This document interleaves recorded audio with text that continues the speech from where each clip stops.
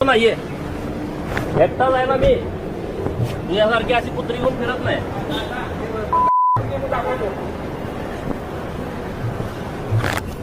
त्यांचं म्हणणं आहे की तुमच्या गाडीचा धक्का त्यांना आणि धनंजय देशमुख यांना लागला आणि त्याचमुळे हा संपूर्ण वाद पेटला. तुम्ही तिथे शिवीगाळ केली, हे व्हिडिओमध्ये दिसून येत आहे. शिव्या दिल्या.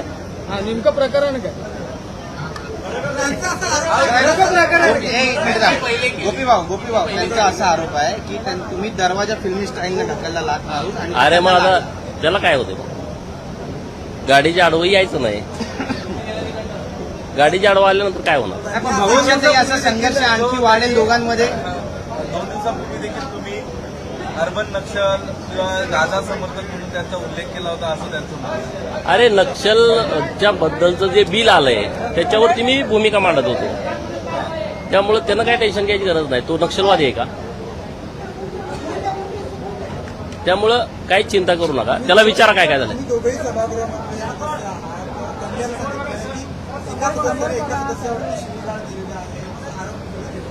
त्यामुळे तुमच्याकडे कारवाई वगैरे करावी. कसली कारवाई कर म्हणावं, काय करायचं.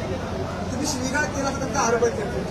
नाही, मी कशाला किती स्पष्ट दिसतंय की दोघांच्या वगैरे शिवीगाळ केली. फक्त शिवीगाळ केली असं म्हणतात ना. ठीक आहे, बघू, तुम्ही केली का? बघा ना व्हिडिओ.